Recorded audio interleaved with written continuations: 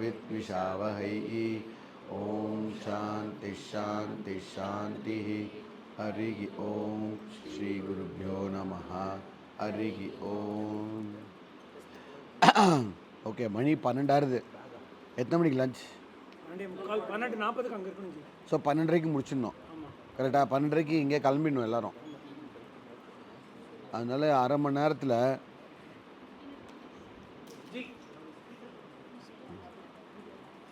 தரமாட்டுறாங்களே mic.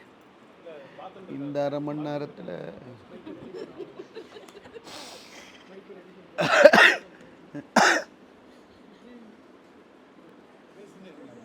பேசினே இருக்கணுமா? சரி, யார் இந்த கேம்புக்கு ஃபஸ்ட்டு டைம் இது வரைக்கும் கேம்பே அட்டன் பண்ணதில்ல, ஃபஸ்ட்டு டைம் கேம்புக்கு வரேன். நான் இது வரைக்கும் வேதாந்தா கிளாஸே அட்டன் பண்ணதில்லை, first time Vedanta class attend பண்ணுறேன். எல்லாருமே வேதாந்தா கிளாஸ் அட்டன் பண்ணியிருக்கீங்களா? கொஞ்சம் தலையாட்டுங்களா? அட்டன் பண்ணியிருக்கீங்களா? Very good.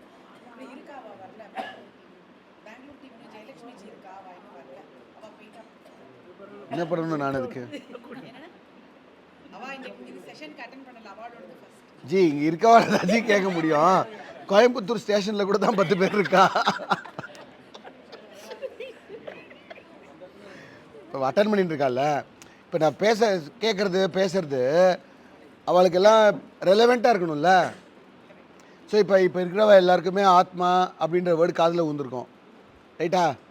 அப்படின்னா அனாத்மான்ற வேர்டும் காதில் ஊந்துருக்கும், கரெக்டா? அப்போ சரீரம்னா என்னன்னு தெரியும், பஞ்ச கோஷம்னா என்னன்னு தெரியும், அதுக்கப்புறம் என்ன இருக்கு, அவித்யானா என்னன்னு தெரியும், ஆவரண சக்தினா என்னன்னு தெரியுமா? ஆவரண சக்தி கேள்விப்பட்டிருக்கீங்களா? விக்ஷேப சக்தி கேள்விப்பட்டிருக்கீங்களா? மாயா கேள்விப்பட்டிருக்கீங்களா? மாயா கேள்விப்பட்டிருக்கீங்க? பிரம்மன் கேள்விப்பட்டிருக்கீங்களா? ஜீவாத்மா, ஜீவா, பரமாத்மா, பாகத்யாக லட்சணம் கேள்விப்பட்டிருக்கீங்களா? மகா வாக்கியம் கேள்விப்பட்டிருக்கீங்களா? இதை மாதிரி இன்னொரு 10 வேர்ட். பாகத்யாக லட்சணம் மட்டும் தான் கேட்கல, சரி ஓகே, நோ ப்ராப்ளம். இது மாதிரி இன்னொரு 10 வேர்டு இருக்குது. இவ்வளோ தான் மொத்த வேதாந்தா. இந்த ஒரு 20-25 வேர்டை வச்சு மாற்றி மாற்றி மாற்றி மாற்றி படிக்கணும். நம்ம ஒரு இடத்துல ஜீவாத்மா பரமாத்மா ஐக்கியம் அப்படின்வாங்க, ஒரு இடத்துல அதே மகா வாக்கியம் அப்படின்வாங்க, ஒரு இடத்துல ஜீவோ பிரம்மைவ நாபரஹான்னு சொல்லுவாங்க, ஒரு இடத்துல ஜீவன் அந்த அந்த பிரம்மன் ஆல் பர்வேடிங் அப்படின்வாங்க. இதே விஷயமே ஏன்னா மொத்தம் இருக்கிறது ஜீவ, ஜகத்து, ஈஸ்வரா, 3 தான் இருக்குது. இது 3 தான் யாருக்கு இருக்குது? ஒரு கர்மிக்கு இருக்குது. ஒரு வேதாந்தா படிக்காத பர்சன், ஒரு நார்மல் பர்சனுக்கு இருக்கிற டிவிஷன் என்ன அப்படின்னா ஜீவ, ஜகத்து, ஈஸ்வரா. ஒரு யோகிக்கு அது எப்படி மாறுறது அப்படின்னா ஜீவா அண்ட் ஈஸ்வரா 2 தான் இருக்குது. ஏன் அப்படின்னா என்ன ஆகுறது, ஜகத்து ஈஸ்வராவாக மாறிடுறார், கரெக்டாக? ஜகத் ஈஸ்வரமயம், ஜெகதீஸ்வரா அதெல்லாம் சொல்கிறோம் இல்லையா? இல்லை எப்படி சொல்கிறோம்? தனியாக ஏக ரூபமாக நான் வச்சுட்டு இருக்கேனே ஒரு இஷ்ட தேவதா இருக்காலே, அந்த ஈஸ்வரா தான் இந்த ஜகத்தாவே இருக்கா அப்படின்னு தெரிஞ்சிருது. அப்படின்னா நான் இருக்கேன், ஈஸ்வரா இருக்கார். இது ஒரு யோகியோட நிலை, கர்மயோகி சொல்கிறோம் இல்லையா? அவருடைய நிலைமை, அவங்களுடைய அண்டர்ஸ்டாண்டிங், அவங்களுடைய மெச்சூரிட்டி ஜீவா அண்ட் ஈஸ்வரா. ஞானியோட நிலைமை என்ன அப்படின்னா அந்த ஜீவா அந்த ஈஸ்வராவும் ஒன்று அப்படின்னு சொல்லிட்டு அந்த 3 இருக்கு இல்லையா, திருப்புட்டி, ஜீவ, ஜகத், ஈஸ்வரா. ஞானி எப்படி படிக்கிறான் அப்படின்னா ஜீவாவையும் ஈஸ்வராவையும் ஈக்குவேட் பண்ணிட்டு ஜகத்தை பொய்யாக்கிடுறான், மித்யாவாக்கிடுறான். யோகி என்ன பண்ணுறான், ஈஸ்வராவையும் ஜகத்தையும் ஒன்றாக்கி ஈஸ்வராவாக்கி நான் ஜீவாவாக இருக்கேன், நான் இன்னும் அண்டர்ஸ்டாண்ட் பண்ணிக்கணும், வேதாந்தம் படிக்கணும், வேதம் தான் பிரமாணம், அந்த வேதத்தை படித்து ஜீவ ஈஸ்வர ஐக்கியத்தை புரிஞ்சுக்கணும் அப்படின்னு ட்ராவல் பண்ணுறான். என்ன படிக்கிறான்? அந்த ஜீவாவும் ஈஸ்வராவும் ஒன்று அப்படின்னு படிக்கிறபோது ஜகத் என்ன ஆச்சு அப்படின்னு கேள்வி கேட்குற போது நம்ம அது வந்து மித்யா அப்படின்னு சொல்கிறோம். மித்யா வேர்டு கேள்விப்பட்டிருக்கோமா? மித்யானா என்ன?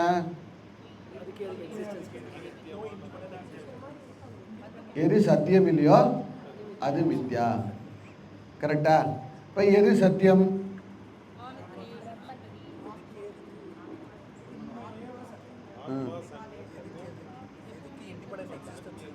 இப்போ நான் சொன்ன மாதிரி டிக்கு திருப்பி இல்லை, என்னாச்சு? எது சத்தியம் இல்லையோ அது மித்யா, எது மித்யா இல்லையோ அதுதானே சத்தியம். சிம்பிள் தானே ஆன்சர். கரெக்ட். இது வந்து எது மித்யா இல்லையோ அது சத்தியம். அப்போ மித்யாவுடைய டெஃபினிஷன் டிஃப்ரெண்ட்டாக படிச்சிருக்கோம். எதுக்கு அதுக்கே எக்ஸிஸ்டன்ஸ் இல்லையோ, எது இன்னொருத்த சார்ந்து இருக்கோ, எது ப்ராடக்டாக இருக்கோ, எது காரியமாக இருக்கோ, எது திருஷ்யமாக இருக்கோ, எது விகாரத்துக்குரியது இருக்கோ, எது வந்து பார்ட்ஸாக இருக்கோ, அவயவமாக இருக்கோ, இது எல்லாம் மித்யாவில் வரும். சத்தியம்லாம் இதெல்லாம் அதில் வராது. கரெக்டாக? இப்போ நம்ம வாழ்க்கையில் நான் இப்போ சொன்ன மாதிரி விகாரம் இல்லாமல் நான் பிறந்ததுலேருந்து இது வரைக்கும் சேஞ்சே அது அண்டர்கோ பண்ணல அப்படின்ற விஷயம் என்ன? அப்புறம் எந்த விஷயம் வந்து நான் சின்ன வயசுலேருந்து இன்னி வரைக்கும் என்னுடைய ஆப்ஜெக்டுக்கே அது வரல, ரைட்டா? அப்படின்ற விஷயம் எது சேஞ்சுக்கே இல்லை, எது ஆப்ஜெக்டுக்கே வரல அப்படின்ற விஷயம் உங்களால் யோசிக்க முடியுதா? நான் வந்து பிறந்தேன்னா, ஸ்கூலுக்கு போனேன்னா, ஸ்கூலுக்கு போனது போது காலேஜ் போனேன், ஆஃபீஸ் போனேன், எல்லாம் போகிற வரைக்கும் நான் ஒரு விஷயத்தை பார்த்துக்கிட்டே இருக்கேன். வேர்ல்டை, கரெக்டாக? வேர்ல்டை பார்க்குறேன். வேர்ல்டை வந்து என்னோடய இந்திரியத்தால் வெளில பார்க்குறேன். அப்புறம் வேர்ல்டை வந்து என் மைண்டில் பார்க்குறேன், பார்த்துட்டே இருக்கேன் இல்லையா? அது மாதிரி பார்க்கப்படாத பொருள் ஏதாவது ஒன்று இருக்கா?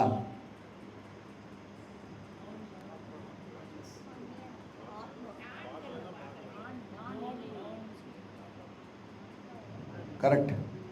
நான் அப்படின்னு நம்ம ஒருவரையும் சொல்கிறோமே, அந்த நான் தான் நாங்கள் பார்க்கப்படாத பர்சன். கரெக்டா? இப்போ நான் வந்து பார்க்கப்படாத பர்சனாக இருந்தால், இப்போ எனக்கு துக்கமாக இருக்கு, நான் துக்கமாக இருக்கேன்னு சொல்கிறோம்ல, ஒரு பார்க்கப்படாத விஷயத்த எப்படி அப்படி இருக்குன்னு சொல்ல முடியும்?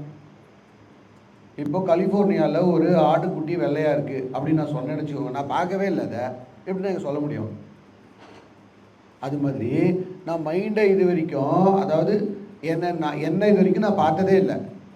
ஆனால் நான் வந்து நான் துக்கமாக இருக்கேன்னு சொல்கிறேன். அப்போ அங்கே ஏதோ தப்பு நடக்குதுன்னு அர்த்தம்.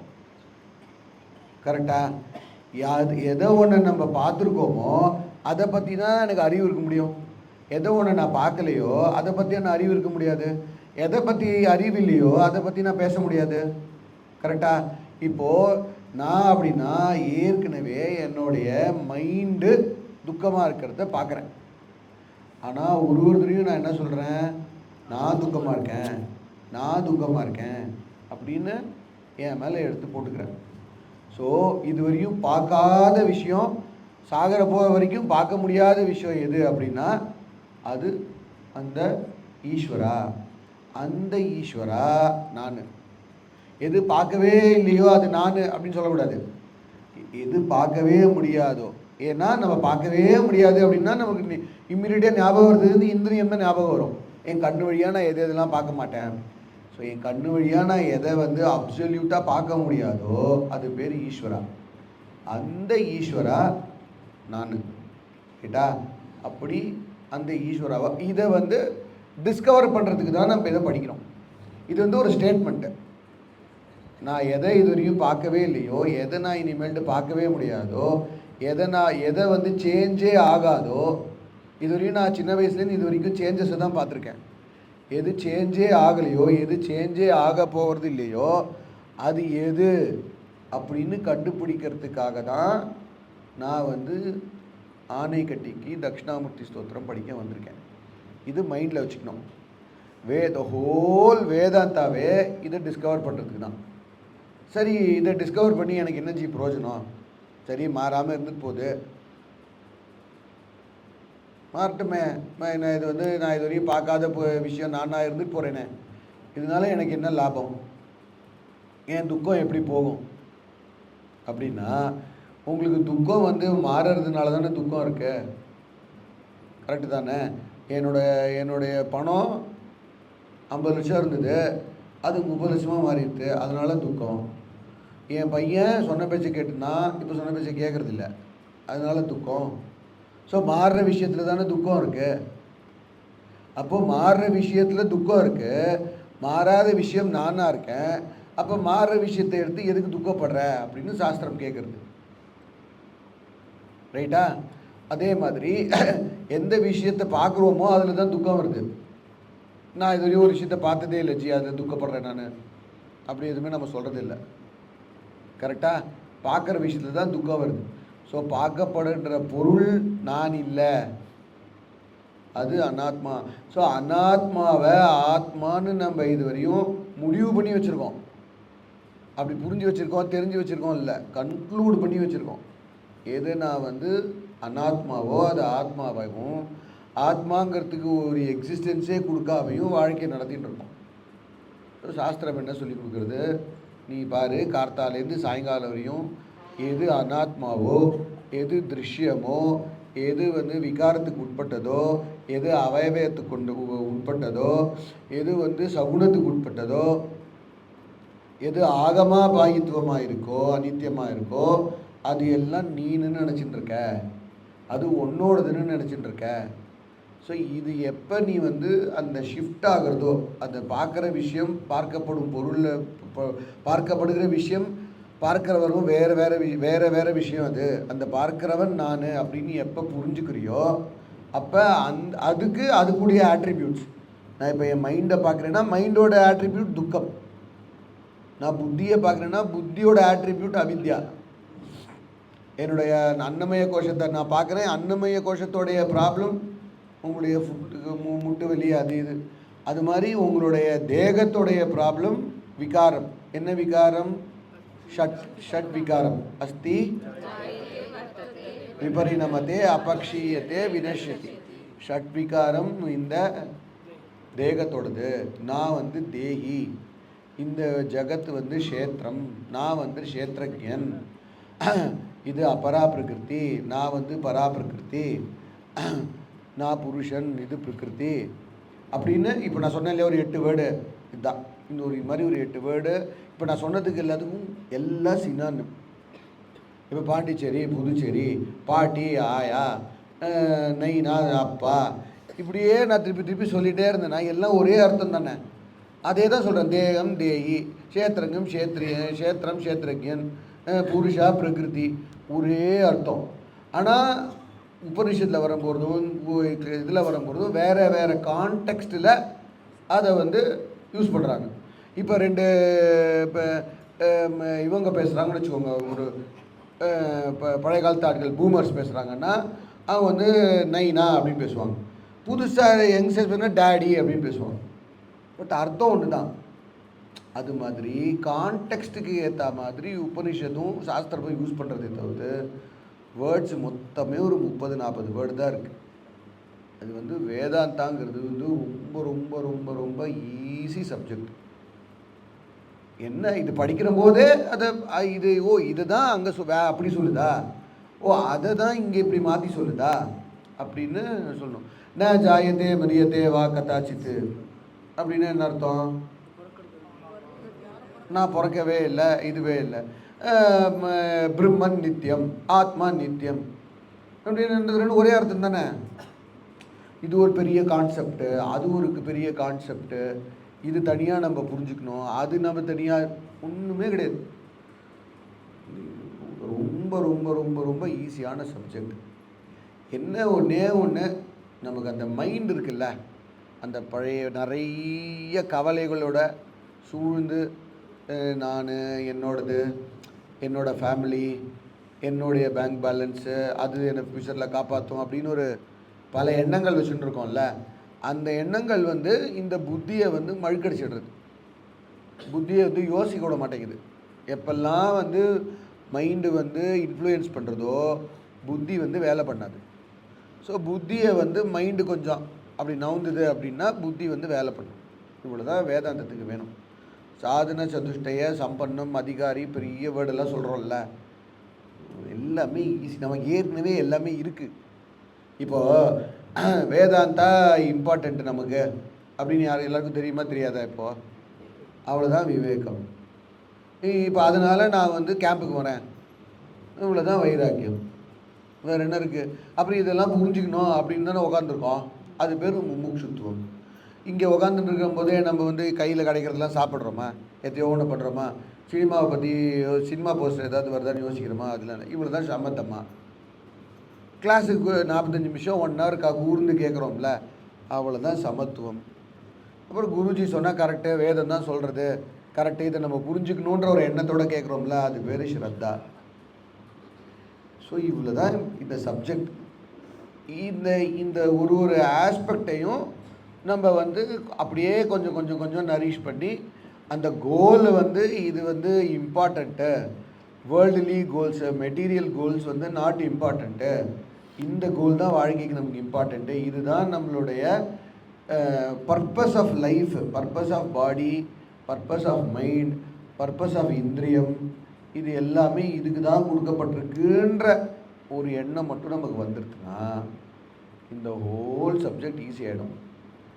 நமக்கு வந்து வாழ்க்கையெல்லாம் அப்படி வாழ்ந்துகிட்டே இருப்போம், சைடில் கொஞ்சம் அப்படி வேதாந்தம் கேட்டு வச்சுப்போம்.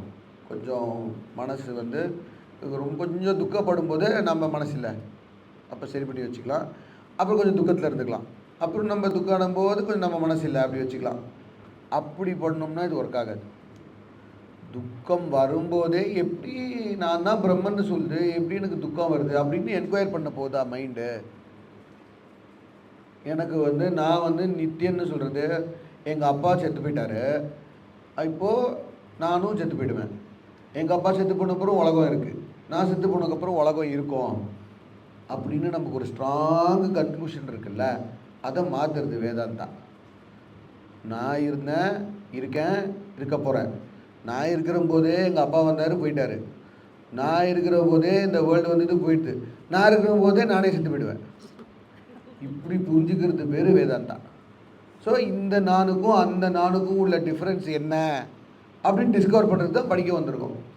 ஒரே விஷயந்தான் சொல்கிறேன், நானை வந்து பாடி மைண்டாகவும் சொல்கிறேன், நானை வந்து சாட்சி சைத்தன்யமாகவும் சொல்கிறேன். ஒரே வேர்ட் தான் யூஸ் பண்ணுறேன், ஆனால் இதுக்கு அர்த்தம் மட்டும் வேறு. ரைட்டா?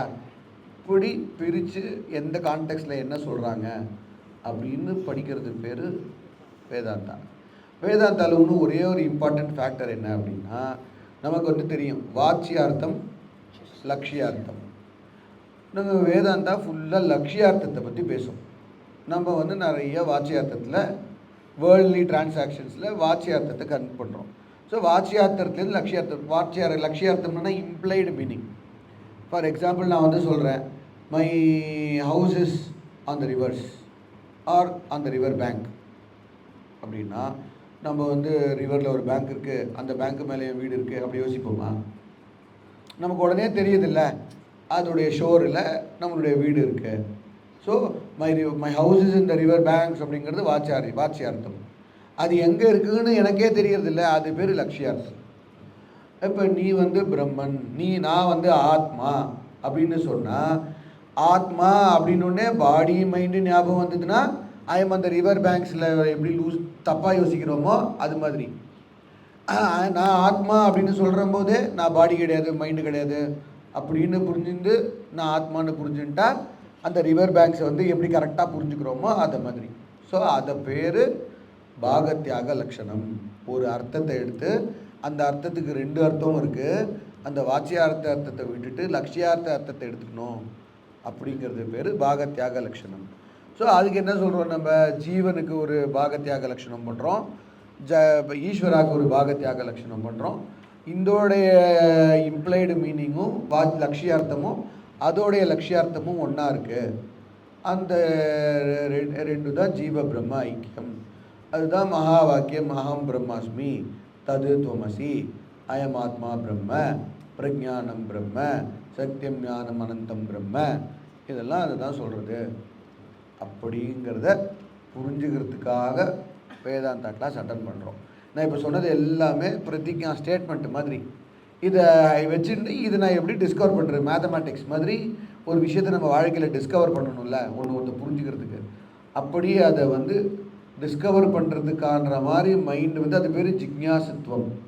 அந்த மாதிரியான மைண்ட் ஃப்ரேம் வந்துடுது அப்படின்னா இந்த சப்ஜெக்ட் வந்து ஈஸியாக புரிய ஆரம்பிச்சிடும். எனக்கு வாழ்க்கையில் ஒரே ப்ராப்ளம் இருக்குச்சு, ஒரே துக்கமாக இருக்குது. இந்த துக்கம் வந்து நான் மட்டும் ஆத்மான்னு புரிஞ்சுட்டேன்னா இந்த துக்கம் என்னை விட்டு போயிடும். எப்படி போவோம்? துக்கம் பாடி மைண்டுக்கு இருக்குது, நான் ஆத்மான்னு புரிஞ்சுதுன்னா அது என்னை விட்டு போயிடுமா? அது எப்படி போகும்? அப்படின்னா பாடி மைண்டு ஆத்மாவாக மாறுமா? மாறவே மாறாதது ஆத்மா. கரெக்டாக? இப்போ அந்த பாடி மைண்டில் ப்ராப்ளம் இருக்குது, அந்த ப்ராப்ளம் எனக்குன்னு நான் நினச்சிட்டு இருக்கேன். அந்த அவித்யா போச்சுன்னா எனக்கு ப்ராப்ளம் போனால் மாதிரி போச்சு அப்படிங்கிறத நான் டிஸ்கவர் பண்ணணும். அதுக்காக நான் வேதாந்தம் படிக்கிறேன் அப்படின்ற எண்ணத்தோடு நம்ம வந்து இந்த சப்ஜெக்டை படித்தோம்னா இந்த சப்ஜெக்ட் வந்து ஈஸியாக புரியும். ஸோ என்ன கன்க்ளூஷன் அப்படின்னா, தட்சிணாமூர்த்தி ஸ்தோத்திரம் is a tough Vedantic text. அது வந்து சாதாரணமாக இருக்கிற விஷயம் இல்லை. பிரத்யபிக்ஞா அப்படின்வான், அப்புறம் பிரபோத சமய அது எழுந்தோடனே எப்படி ஜெகத்தெல்லாம் மாயமாக மறைஞ்சி போச்சோ அது மாதிரி எல்லாமே மறைஞ்சி போச்சு. நீயே வந்து நீ தான் சிருஷ்டி ஸ்திதி லய காரணம், நான் தான் ஸ்திதி லய காரணம் அப்படின்னு சொல்லுவோம். அது மாதிரி ஹைலி டெக்னிக்கல் வேர்ட்ஸ் மாதிரி சொல்லி, ஆனால் சாதாரண விஷயந்தான் அது. இப்போ நான் சொன்ன மாதிரி சாதாரண விஷயந்தான் அது, நான் கொஞ்சம் டெக்னிக்கலாக அப்படி போவோம். ஸோ அதெல்லாம் வந்து ஐயோ புரியாத மாதிரி இருக்கே அப்படின்லாம் யோசிக்காமல் என்ன கான்டெக்ஸ்ட்டில் என்ன சொல்கிறாங்க, இந்த கான்டெக்ஸ்ட்டில் எதை சொல்கிறாங்க அப்படிங்கிறது புரியலன்னா அதை எழுதி வச்சு திருப்பி டீச்சர்கிட்டையோ என்கிட்டயோ இல்லை சக ஸ்டூடெண்ட்ஸ்கிட்டையோ யாருக்கு அது வந்து புரிஞ்சிருக்கோ புரிஞ்ச மாதிரி இருக்கோ அவகிட்ட கேட்டால் அது அப்படியே வந்து கிளாரிட்டி கிடச்சிக்கிட்டே இருக்கும். So Vedanta is nothing but knowledge wise it is called as clarity, living wise it is called as maturity. When you get clarity you get maturity. இது ரெண்டும் இருந்தது அப்படின்னா நம்ம லைஃப் வந்து இட்ஸ் கால்டு கம்ப்ளீஷன். ஸோ இதுதான் விஷயம். இன்னும் ஒரு 5 minutes இருக்குது. யாருக்காவது ஏதாவது கொஸ்டின் இருந்ததுன்னா ஒரு கொஸ்டின் கேட்கலாம், நான் ஆன்சர் பண்ணுறேன், அப்புறம் சாப்பிட போயிடலாம்.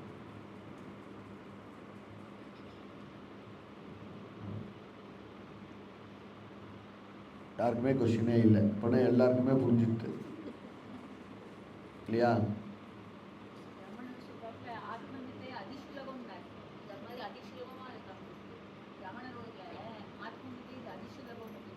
ஆமாம், ஆத்ம வித்யை அதிசுலபம். ஆமாம், அது அதிசுலபமாக இருக்கிறதுனால சொல்ல முடியறது. அதிசுலபம், அதனால தான் சுசுகம், ரொம்ப ரொம்ப ஈஸியான விஷயம். ஏன் அப்படின்னா என்னை பற்றி இப்போது எனக்கு கண்ணுக்கு தெரியாத ராக்கெட்டு ஏதோ ஒரு கேலக்சியில் ஏதோ ஒரு ராக்கெட் போகிறதான், அந்த ராக்கெட்டுக்குள்ளே போய் நான் வந்து சயின்ஸ் ஜாகிரஃபி ஃபிசிக்ஸ்லாம் வச்சு தெரிஞ்சுக்கணுமானா கஷ்டம். என்னை பற்றி தெரிஞ்சுக்கணும், நான் யாருன்னு தப்பாக தெரிஞ்சு வச்சுருக்கேன், நான் யாருன்னு ரைட்டாக தெரிஞ்சுக்கணும். ஸோ என்னை பற்றி இருக்கிறதுனால இப்போ என்னை பற்றி இருக்கிறது கஷ்டமாக இருந்தது அப்படின்னா அப்போ நானே கஷ்டமான ஆள்னு அர்த்தம் இல்லையா? இப்போ நான் கஷ்டமான ஆளுன்னு நான் புரிஞ்சு வச்சுருந்தேன்னா வாழ்க்கையே லீட் பண்ண முடியாது. இப்போ இன்னொருத்தர் கூட டீல் பண்ணுறது கஷ்டமாக இருக்கிறதுனால தான் நம்ம நிறைய ப்ராப்ளம் சந்திக்கிறோம். இப்போ ஆத்ம வித்யா கஷ்டம் அப்படின்னா நான் கஷ்டம் அப்படின்னா என் கூட என்னால் இருக்க முடியல, இப்போ என்னையே எனக்கு வந்து ப்ராப்ளம் அப்படின்னா அப்புறம் எப்படி வாழறது? அதனால் வந்து என்னை பற்றி தெரிஞ்சுக்கிறது வந்து இருக்கிறதுலையே ஈஸியான விஷயம்.